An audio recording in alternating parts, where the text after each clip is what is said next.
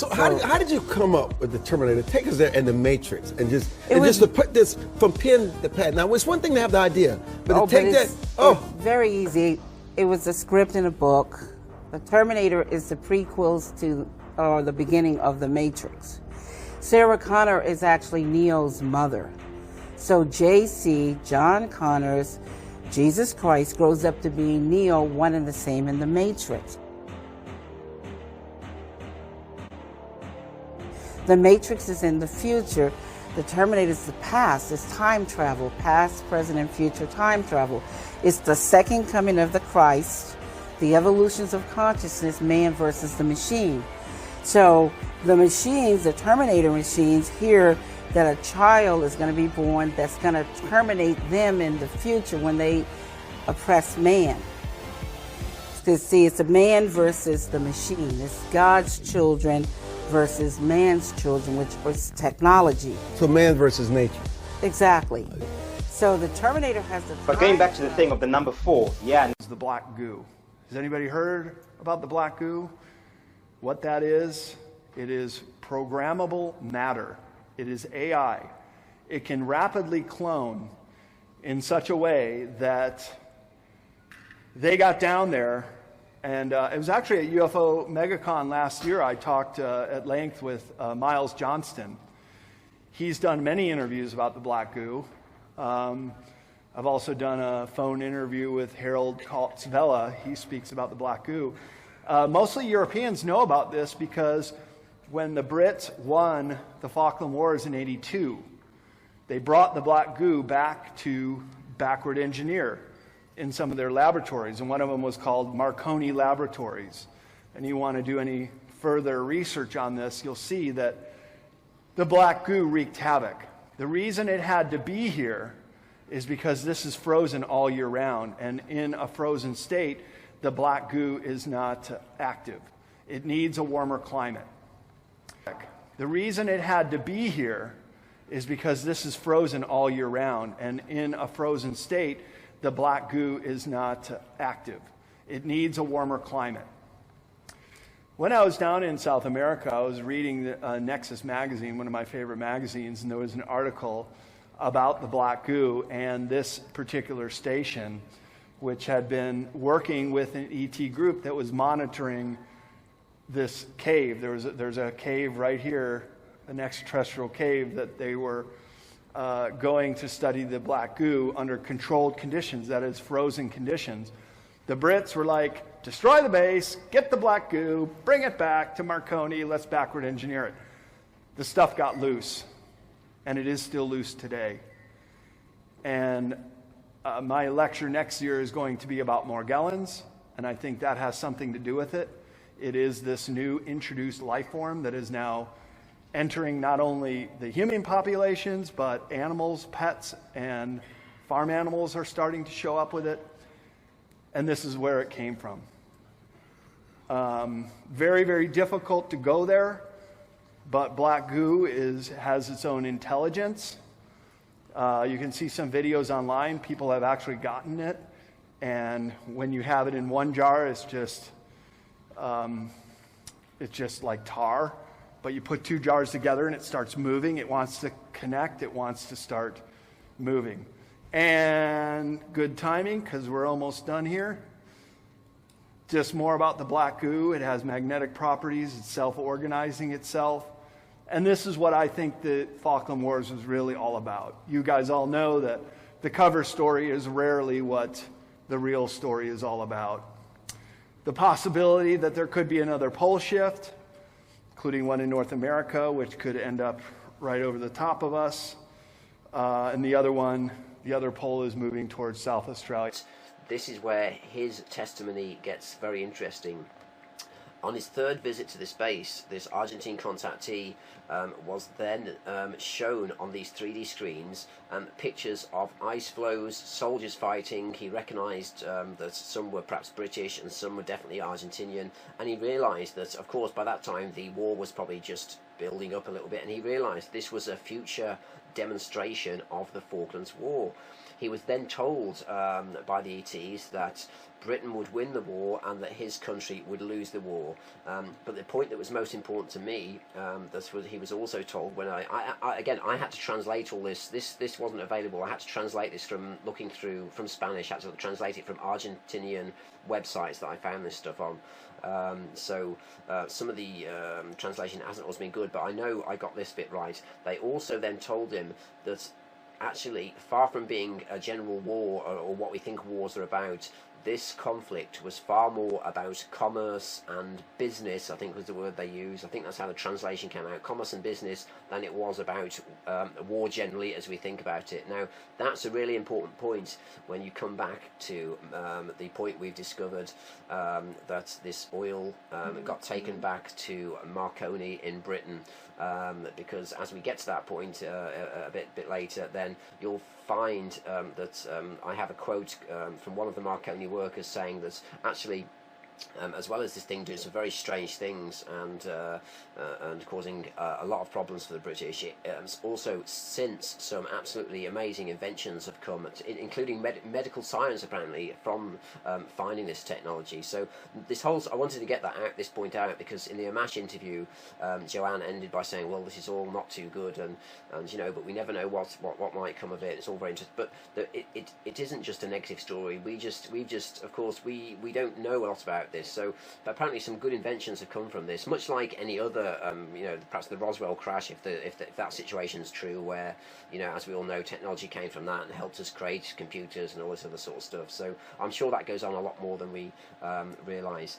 One more treat as well just before then, while some Argentinian soldiers were serving actually on the Falklands before the British had got down there, a huge UFO appeared above a troop of these Argentinian soldiers, and one of their jeeps or minibuses ended up having missing time and got moved to a road further away or a field further away. So this is just backing up the whole point that there was a huge amount of ET activity down in that area, and I think that backs up the point that because I really don't want people to think that just because the brunt of this case to do with Marconi is based on an ET contact account by Alec Newell, that I'm making the point that he's not alone in the fact that there's ET activity down in that area, and all related to this Falklands War. There was a lot of other stuff going on that I've since found out. So making that point is good, because then of course it gives the whole, when we come to the Marconi issue, then it perhaps gives a bit more credence to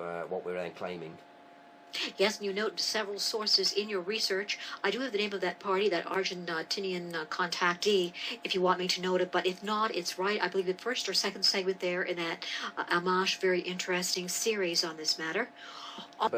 Ronald Reagan, Nancy Reagan, all sat in this gold glistening room, and it's got a Chatham House logo at the bottom.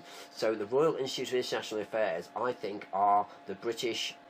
They are the ones who deal from the British end with unusual events, both with business and commerce, but they also deal with anything that could impact on that from other worlds, strange things. It seems to be the top level, way above MI5 and other things. It seems to be an organisation you don't hear much about, but Alec Newell spotted the logo on their passes that they flashed at his door, and indeed checked later and found out it's very similar to it was the same as the Royal Institute of International Affairs, and interestingly enough, that is very similar, if you look online, to the crest that Queen Elizabeth currently uses. So that says something itself, that of course they're both royal organisations, politics and commerce, and they're interested in the UFO issue. So yeah, that's an important point. And that series, Alec Newell, then, most people are aware of Marconi. Now there's links with, if you go back into the history, there's links that Marconi claimed he invented the radio. Actually, I read only today that it was overturned, I think, in a United States court hearing, that of course Tesla actually invented the radio first. So there's always been that rivalry there. But Marconi, anyway, was the first to capitalise, and in Britain got the main first factory to build these, I presume, crystal radio sets very early on, and so Marconi became this leading global high-tech company in Britain for production of all sorts of things, and became expert in communications, of course, in satellites, in computing, numerous areas. Any high-tech area that you can think of, Marconi seemed to have a division for. Now, there are two companies. When you come to these bizarre deaths of 22 people working for Marconi that I'm going to mention, then there's also another company that, strangely enough, again, remind people of the dates when Reagan and Thatcher were about, and the war finished in '82. Interestingly, Reagan and Thatcher sort of shared the '80s, of course, as their era, and these deaths at Marconi that we're going to go on to discuss took place between 1982 and accelerated in 1986-87, and then in about 1988 started slowing down, and then just virtually finished. So there's something to bear in mind. There's a pattern going on there, of course. But it seems to me that these companies had to drag in certain members of staff from outside to try and deal with this substance. Sorry, the one point that I was going to mention as well, and there's you can find this on Wikipedia, or there's the slide up on the page, is when I say Marconi, there's also another company that it joined and merged with in 1986. This is called Plessey Industries. They were another leading military-based, highly technical company based in Britain. So I found it unusual that just at this midpoint, openly of course, he did say, however, he was working on something, and I put this in bold, on something outside of his field. Indeed, out of everyone's field at Marconi. He goes on to say, he didn't feel he was up to it or comfortable with it. He even let slip, it was, and again put this in bold, it was a little spooky what the stuff could do, even reaching into the fields of medicine, biology and nanotechnology. So again, you're going back to the 80s and 90s when they were just looking into this stuff. And this, what it seems then, is this ET substance that they'd got they began looking at it. I think they knew a little bit about it before the war, and I don't think they knew really what they were dealing with. And so, of course, as they start examining this material, as they start, quote, activating it and finding out how to activate it, then I think strange things start happening with, I think this stuff morphs into things. There's also rumours, we found out since, that in certain conditions it can make people ill. It has bizarre magnetic and anti-gravity sort of qualities. There's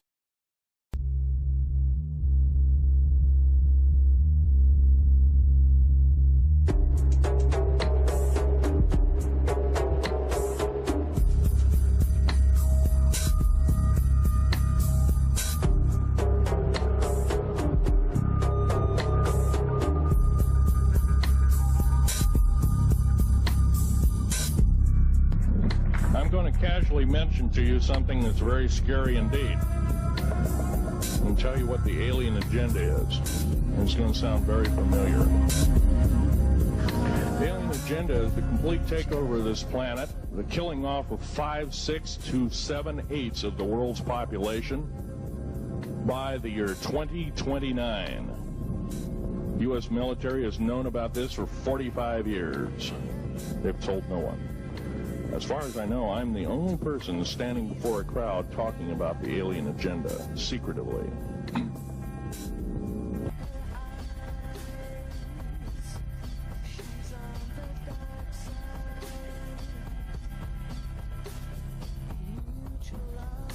I'm Phil Schneider.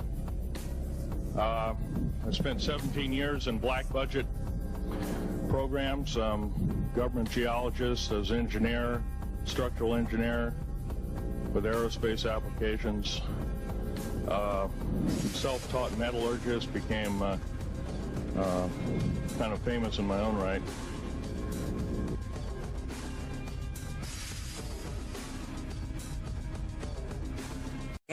Okay, just like the movie, man. I put that in that movie. Put that movie in my last video, The Body Snatchers, when everybody's mind was like controlled. And they all were operating on like a hive mind, okay? And the lady came to get her son or whatever, and she was like, yeah, you seen my son all day? And the lady was like, are you here for your shot? And she was like, I already had mine. You see what I'm saying? Because they wanted to get control of her. Anybody that got the shot, they got control of them. See, they put the stuff in the movies, man, but a lot of people don't pay attention to the movies because they think it's, you know, it's fiction. That's not. A lot of stuff is right there in your face. Hey guys, it's KJ from the Scariest Movie Ever. And you know, it's interesting. You can go back and watch the movie Prometheus. And in this film Prometheus, you see very much a scenario playing out that's the same as a scenario playing out today, currently. In Prometheus, we see the engineer, or the aliens, or the fallen angels, really, mixing their DNA with humanity. And what we're actually bearing witness to is mixing iron with clay. And that's exactly what's happening right now with the vaccine program. Millions and millions of people have taken this vaccine. And this vaccine, with its black goo and other components, is changing and altering humanity. They're even telling us there's a term for it. It's Human 2.0. But what's that going to look like? What are they turning humanity into? Even right here you see the black goo, and it's damaging the DNA. Once again, this is exactly what's happening today with the vaccines to all the people on the planet who've been taking them. Human 2.0.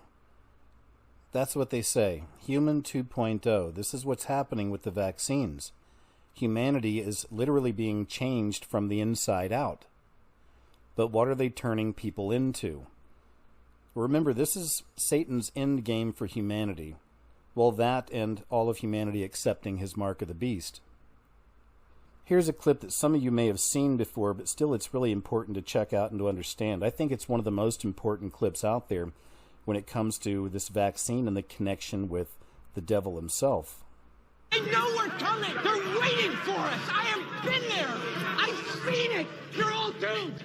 You're doomed! There's an alien war happening right now. The Earth has been invaded. And most people don't even know. Correction. Most people have already been body snatched, assimilated by this mimic scourge, if you will. Seems like these Hollywood movies have been trying to tell us something through fiction. Like They Live, like The Matrix, like Star Wars. There's a bit of hidden truth in all of these movies. We can all feel it, taste it. Many of you are experiencing the final solution. Sure. What about transhumanism? Kind of jumping topics a little bit now. You know, that there's a lot of people out there in the media promoting it, saying it's going to enhance humanity and, you know, selling it basically. I'm highly skeptical of it. I don't think that it's good for the human body to insert, you know, metal devices or implants or parts into it. I think it's ultimately going to lead to ill health, disease, and death. Yeah. You know, yeah. Do you want to comment on this whole push towards transhumanism? That's connected to the war that's been going on between the scientists and the priests, and I think that the more you separate from self, and the more you separate away from like divine self or heart self, the more easily controlled you are. So if you make a fusion of a machine and man together, then you take away, you're pushing yourself further away from heart. So it separates from that, and I think that's the reason for it. It's almost like humanity, in its present sense, has outgrown its use for what it was used for. It's not doing what it's supposed to do. They're not happy with how it is, so they want to use as much technology in human beings as possible, so that they can more easily be controlled. I think a lot of people don't realize that they're chipped at this point. And I think when there was mass vaccinations going on, there's nanotechnology that's in vaccination steps, then added to people so that they can be tracked that way.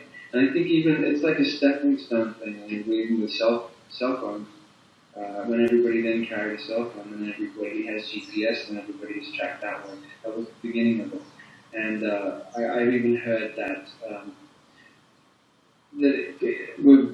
I know that they have the technology to do this already, but they're trying to sell the concept of having Google already downloaded in nanotech in your head so that you can pull that up at any time to get information.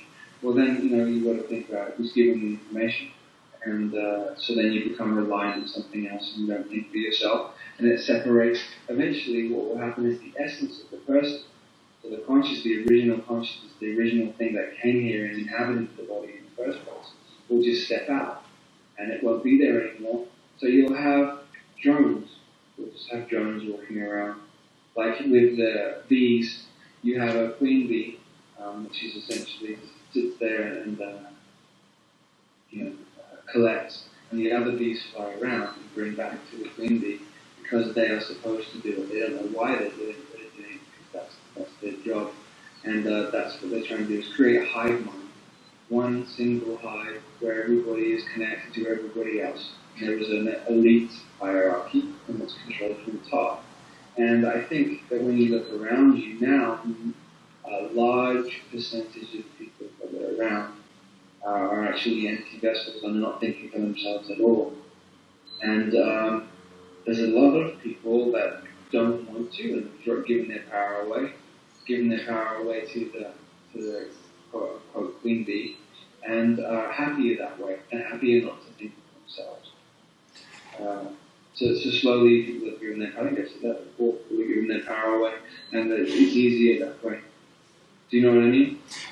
Yeah, I completely agree with you. I observe that as well, and I think you're spot on about your observations. I think humanity is slowly kind of being computerized and turned into drones, and it's a real danger. And I think what's tied in with this is also emotion, because clearly the reptilian mindset that's running the elite wants people to follow orders in a hierarchical fashion and not think for themselves, and also not to show too much emotion, because that can get in the way of like following orders and carrying out your duty and all of that. And so when you talk about how if we get too far away from our true self, our heart self, I think you're right, because it's really about returning to the heart and feeling more and balancing the left and right brains and balancing thinking with emotion, and not becoming just too emotionless. Yeah, I mean, and also you have the energy points on the body, the chakra energy points from the base to the crown, and the easiest one, or the one that they control easiest, is the base, or the root chakra, and they do that through. They've inverted everything. They've flipped everything on its head. So they've turned it seems like every single system that we have in the world now does the opposite of what it says it's going to do. Yeah, that's a really good point. And I don't know if you're aware of that really great quote from Michael Elner, where he said, "Just look at us, everything's upside down, everything's backwards. Religions destroy spirituality, lawyers destroy justice, the mainstream media destroys truth." I'm paraphrasing it a bit, but doctors destroy health, etc. And man, if there ever was a news story that was tailor-fit for us, for this community, this is the one. And this is a brand new news story. It just came out today. UFO expert found dead after vomiting black liquid. There are so many interesting elements to the so-called conspiracy theorist community, and I really can't stand that term. I believe we've grown beyond that. The mainstream still likes to stick that term to any of us that like to look outside the mainstream news cycles for what else is going on. Some may say alternative news. And in these realms we explore the paranormal, the supernatural, the spiritual, all kinds of stuff. New World Order, Antichrist, beast system, secret societies, Illuminati, and so the list grows, right? But one of the most interesting subjects in this entire community to me has always been the black goo. Even more interesting, this black goo has been a subject that's been really explored just over the last few years, more than any other time. And as it's been explored online and even in popular entertainment, we're actually starting to see this black goo manifest in our reality in some really interesting ways. And I see a lot of this as actually being the black goo we're discussing, or on another level it could just be a metaphor for the black goo, a growing darkness, if you will. But what exactly is the black goo? And why is it that it keeps turning up time and time again in a lot of our popular science fiction? Well, as we cover here on this channel, I have no doubt it's a very strong form of predictive programming. So often we see things truly manifesting in our reality, or in the quote real world, and we see these things mirrored on a lot of our popular entertainment, movies, TV shows. Even right here, and this is from the article, and the article's from Gizmodo.com, break out the black goo and celebrate, Helix is renewed for Season 2. Now in Helix, the black goo is more of a programmable type matter. Even right here they're asking, when did black goo become the default sci-fi mystery substance? X-Files, Prometheus, Helix, and there's, I'm sure, probably more, as they say. And there are. And this is a picture from the X-Files, from one of the episodes where it shows the black goo literally taking somebody over, or possessing somebody. In the TV series, the black goo was seen as some kind of strange alien anomaly. It was actually living, and it would take over a host body. And speaking of the black goo taking over a host body, it's very interesting that we find the black goo turning up more and more in a lot of TV shows and even movies about demonic possession. This is from the TV show Outcast. It's about a small town called Rome in West Virginia that's being overrun by demonic possession. And anytime these demons actually show what they are, they show themselves in their true form, or they come out of a human being, it's always as black goo. So keeping all of that in mind, the second I saw the title to this news story, I knew I needed to make a video for you guys, because again, this is a subject we cover time and time again, and this is a very interesting story. It's still developing, and this just happened. So let's check this out. A conspiracy theorist has been found dead in Poland just days after he texted his mom instructing her to, quote, investigate should anything happen to him.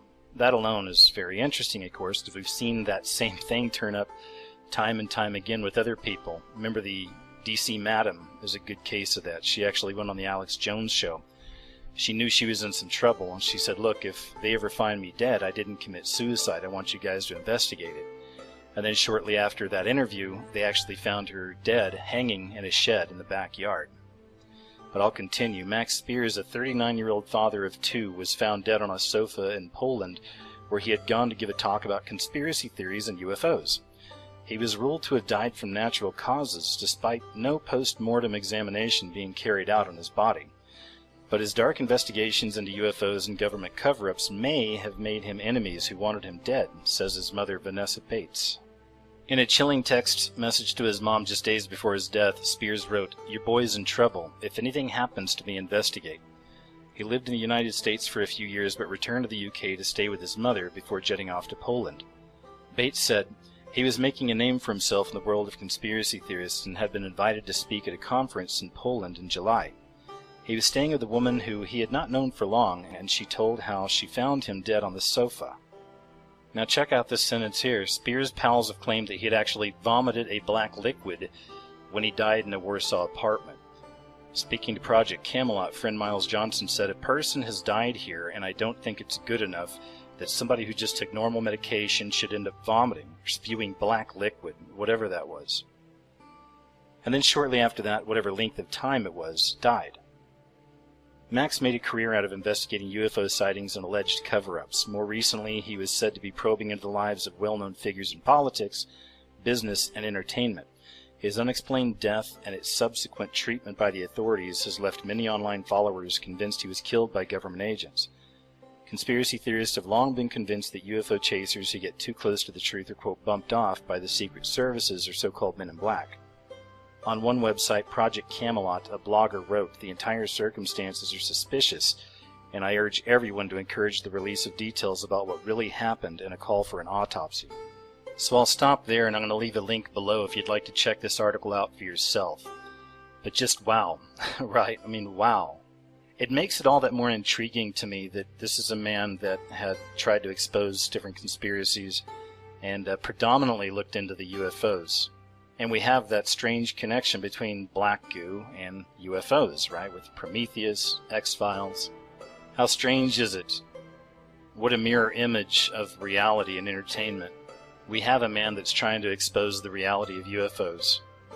And at the same time, he's killed by a black liquid or a black goo, something that we find in entertainment so often attached to UFOs and alien entities, also to demonic possession, also to programmable matter. So did they actually kill a so-called conspiracy theorist with black goo? I find this very interesting.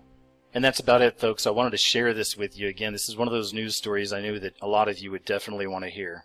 And it has me scratching. Will be converted to a new kind of money that the machine values, that the beast values, and we take the mark of the beast, and it allows us to live on its energy, its life form, its being. We live and breathe and exist at its whim and will. It is a machine consciousness. I would pray about it. Think if any of this makes sense, and understand the politics, because this is what they believe. And this is how they're expressing themselves. And all the politics, all the physics, everything we see is an extrapolation of this right down to the blood and the machines that live in the blood and exist, trying to manipulate us from these families. Powerful. Powerful.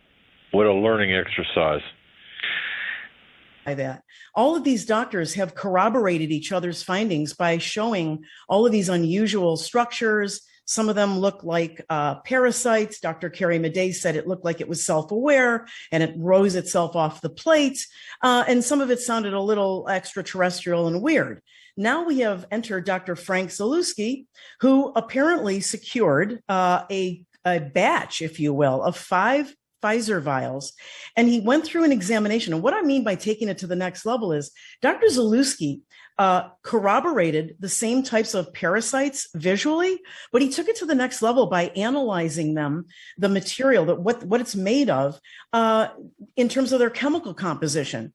What he found was incredibly startling, and this is what he's reporting right now.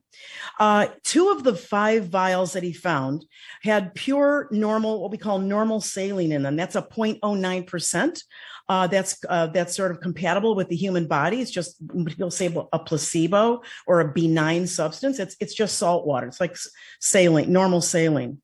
One of the 5 vials indeed had this aluminum. It's made of aluminum, he says, carbon and bromine. When he analyzed them chemically, these parasite-looking objects, he said it had a head and 3 tails. And the interesting part of his finding, another interesting part, is that the proportion of the size of this is that the head is about 1/10 of the length of the 3 tails.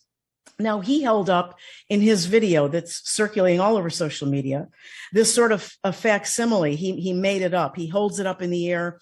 It's a head, and he has it proportionate to 10 times the length of the head in terms of the length of these 3 legs. Now, what he says is that this comes in a form of what he called eggs. When he took these eggs, which were dormant, he said, quiet, sometimes very difficult to see in the sample, when he matched it up or physically put it in contact with what he called graphite tape, which is a chemically graphene, he said the eggs became very active, and he could see the head sprouting and the legs sprouting, and they grew over the course of 4 days. He shows picture by picture, by the way, in his video report, and they multiplied. And so what he's saying essentially is these things, when they are in contact with graphene, when they are heated up, he mimicked heating it up in sort of a contraption that sputters the graphene and creates heat. They started to multiply into multiple multiple of these creatures or whatever they are. So what he's essentially saying, Stu, is that this is a priming mission where you have a batch that is just some saline. Some of the other 2, he implied the other 2 vials contained just graphene. And so he's starting to put together a picture of some people getting, something benign like saline, other people getting some graphene, which then apparently stays in the body. Maybe a later shot would have, some of these, what he calls eggs. I'm not sure what. I mean, I just can't let this part go here. And I don't really know how much longer I can actually stand doing this. You're telling me that inside of these injections, these so-called vaccines, these coronavirus life-saving measures, right? Inside of these things, there are eggs that when introduced to the graphene become birthing mechanisms, and out from these eggs sprouts this one-headed, three-tailed, self-aware aluminum parasite.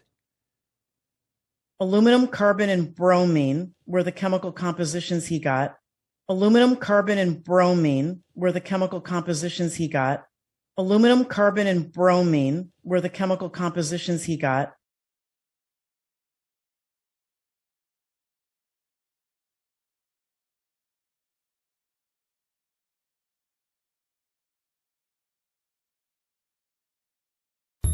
Da reingebracht. Alle Welt spricht von der Messenger-RNA, die komplex wirkt. Da ist die Theorie, ich sag mal, relativ komplex, was die da tun soll. Aber was das Ding hier tut, versteht jeder Chemiker. Da siehst du, dass diese Messenger-RNA-Geschichte wahrscheinlich eine Ablenkung ist. Also ich kann mir nicht vorstellen, dass irgendein Mensch mir als Kohlenstoffspezialist irgendwie eine vernünftige Erklärung geben könnte, warum diese Kohlenstoffrasierklingen da drin sind. Das ist Kriegsführung. Ja, es wird abgelenkt mit der Messenger-RNA.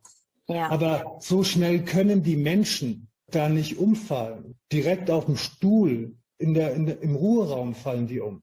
Da passiert was anderes. Und dieser Effekt, den müsste man untersuchen. Er stellt sich als Spezialist dar. Anscheinend haben die österreichischen Ärzte keinen besseren als den da. Und ein Arzt, der Chemie nicht versteht oder Aluminum, carbon, and bromine were the chemical compositions he got. And this thing is alive. It's very interesting that you ask me, is it alive? You're talking about carbon is an organic material. Aluminum is not. This is a combination of a sort of metallic, carbon. I don't know where it gets its ability to multiply. He's talked about the fact that the actual size of these organisms, I'm going to call it an organism. Dr. Madej called it a creature because it seemed to be moving on its own.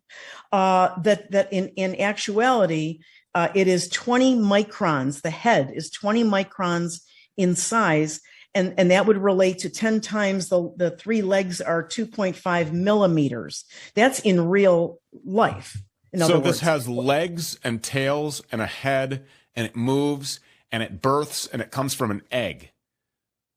And these are being injected into people. According to Dr. Zalewski, this is what he found. And the interesting part is that he took it to the chemical analysis. For months I've been saying, I wish La Quinta Columna had done more chemical analyses, with all due respect.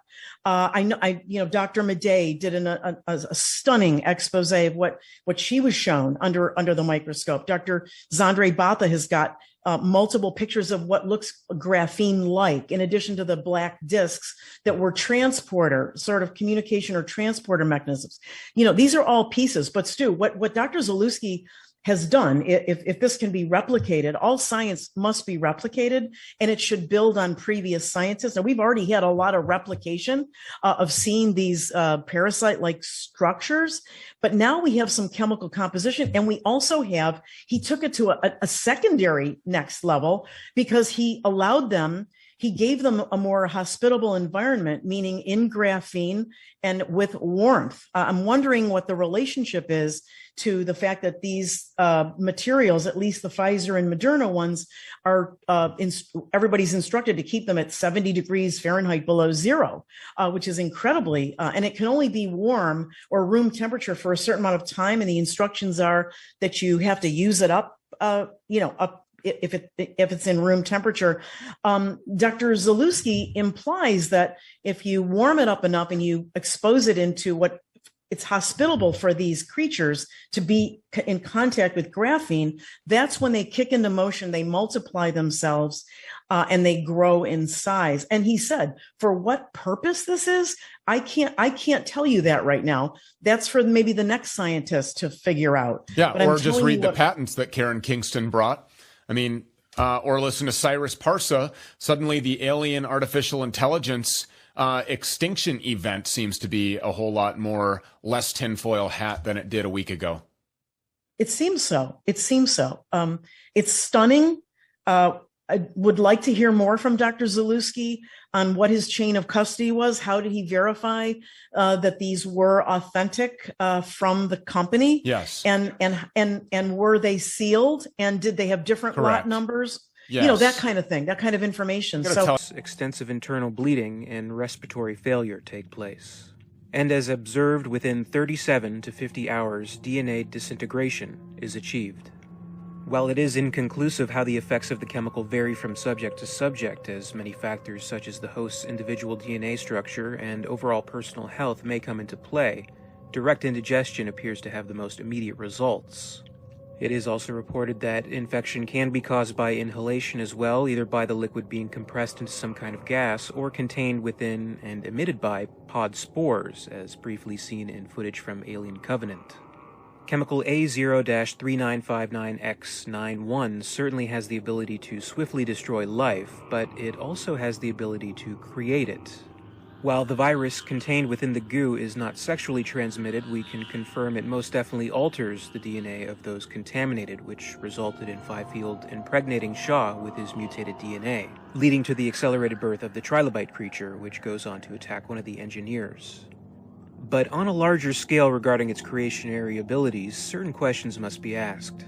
As we see in the opening of Prometheus, an engineer lands on a planet we can presume to be Earth, and in a ritualistic fashion consumes the chemical itself, or at least a very similar chemical, and rapidly deconstructs, leading to minute fractions of its DNA to seep into the water, suggesting this somehow led to the creation of human life on Earth. All right, so we're outside MI6. Why are we here, Miles? We're here because the British had a spoil of war in the 1980s from the Falklands. They had a brilliant new find called a sentient fluid, or a black goo. Black goo. Because it was black and it was goo. Okay. And it responded to electrical stimuli. They brought it back to England, brought it up to a much warmer temperature. It started to respond. Things went badly wrong in the labs. So black goo is it's an intelligence? It's a sentient fluid. They wanted to develop it as a weapon. That whole concept failed, the whole concept went wrong, and they dumped it in the sewers. But there's so much more that if you really wanted to dig into these studies and read them, you'd be like horrified at what they've been working on for decades that they're now injecting into everyone. And this is what I keep saying. We have no idea how far their technology has progressed. We're only now realizing just how severe this actually is. Being able to control people, manipulate, hurt them, all of this sort of stuff. None of us knew that this existed. None of us knew that a hydrogel existed that would disassemble, go through a needle and then reassemble after it's out of the needle. How old is this technology? Good question. Old. I'm trying to remember the dates, but it's old, at least a couple decades.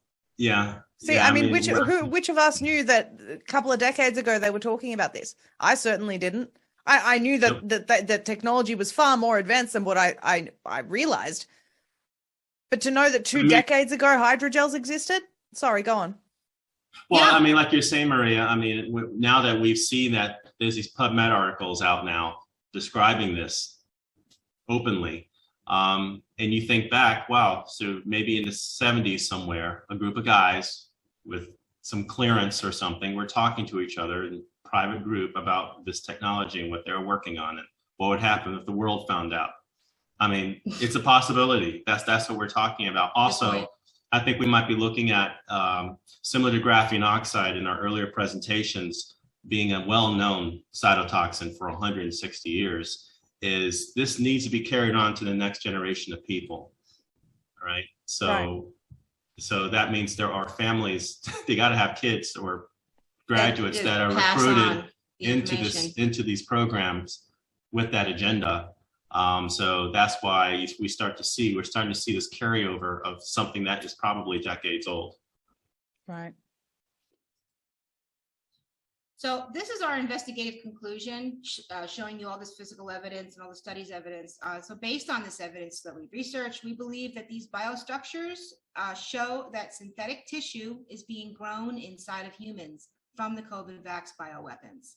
This is most likely the cause of a sudden adult death syndrome. It's death by protein poisoning. And furthermore, these synthetic structures contain nanotechnology that can be manipulated and controlled by an outside stimulant such as EMF or 5G. And just this is a reminder slide, this is from one of our previous presentations, talking about this report put out from one of the members of La Quinta Columna, where they were showing all the different nanostructures and nanotechnology that have been found in the injections. And what each of these things do, like nano routers that emit the MAC address via Bluetooth, nano antennas, nano rectennas, all these different like computer parts that have these functions that they found inside of the vials, inside the injections. So now we're seeing that we know that they're putting that into people. Now we're seeing it come out of people after they have passed on. So you can take a look at that report. Excellent work by La Quinta Columna, as always. We're so grateful. They're fantastic. Absolutely. I will. Can you tell all the viewers what a super soldier is and why this is so important and people know briefly? A super soldier is the next step in human evolution. You know, cyborg, essentially. So just the two merge together, technology and human. Exactly, yeah. They're having, their bones are being enhanced with metal for starters, but it's more complex than that. All right. On my arms and my legs, and then wait till you see the inside of my mouth. It's nasty.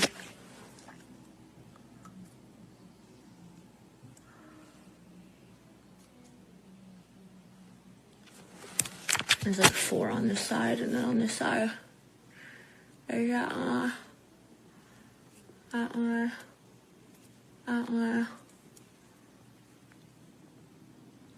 and that one. So I saw 2 doctors and an NP this morning, and they have no idea what's going on, so they sent me to a specialist, and they deemed it urgent. So I'm here at the specialist now, just waiting for them to come see me. I'm going to attach some pictures of, and a small video of some of the bruising I had as well. There's this bruise here on the inside of my arm. That was probably my worst one. I couldn't even tell you what happened or what happened, like how it happened. I'm not one to bruise easy either, so it was really strange. And then hang on, I'll upload a video as well of my legs. And there were just some bruises. They weren't as bad though, but they're just so random. And like I don't remember hitting anything or anything. They biopsied just to send it to the lab just to see if it was like cancerous or anything like that, because at this point they had no idea what was going on. So then she asks me, my doctor, she asks what my urine's like, and I told her, oh, this morning I peed like 3 hours ago and it was really, really clear. She's like, okay, well, we'll get a urine sample anyways just to be safe. I was like, okay, yeah, no worries. So I get the urine sample and I pee into the cup, and this is what I peed. Like I peed literal black, like blood. So I brought this out to the doctor, and she was like, interesting. So she then ordered me to go get stat blood work done at the hospital.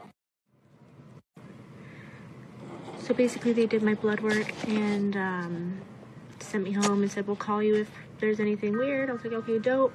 So I got home, and then like 30 minutes later I got a phone call, and they're like, hey, just a heads up, like your platelets are less than 1. And just to put that into like perspective for you, they're supposed to be from like anywhere from 150 to 450, and mine were less than 1. And yeah, it's hard to say if this is like a one-time thing or if it is gonna be something I'm gonna have to like continue to monitor for life. I don't know. I guess we'll just see in the next coming months what happens. A lot of people have been in the comments asking about like if I had the COVID vaccines and whatnot. I did. I had both doses of Pfizer. And it's hard to say if this is a side effect of that. Because it had never, this has never happened before. It makes me believe maybe it is. But who's to say?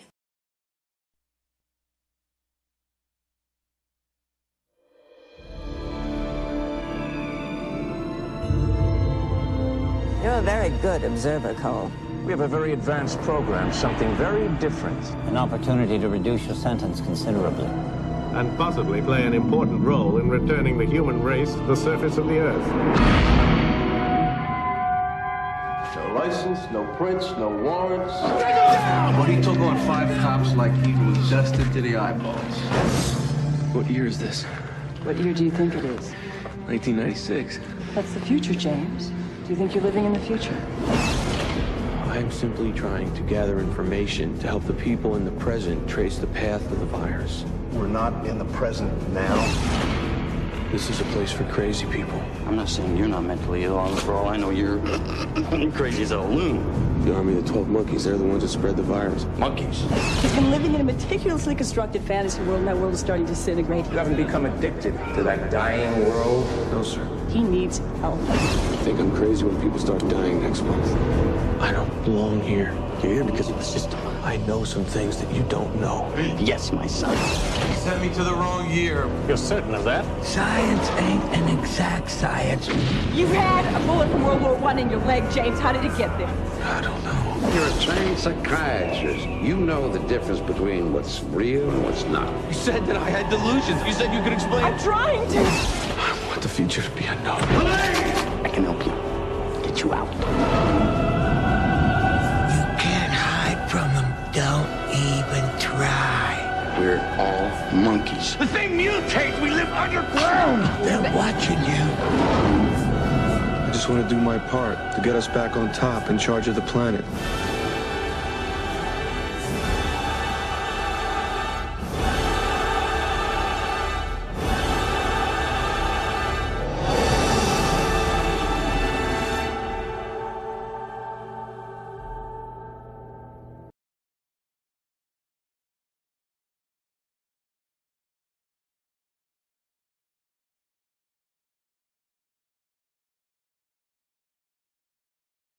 Begin to do that in most cases.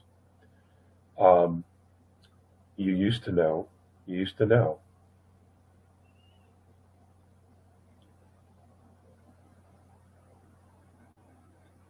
Because everything's going to change. I mean, literally everything is going to change. What we eat, how we eat, what we think, music is going to change. The frequency of music that we've all been fed is going to change. Movies, the messages in movies, the subliminals, all of that's going to change. In fact, it'll be removed and some movies will be destroyed, never to be seen from again because of the programming that existed in them. And the programming was to disempower, to disengage,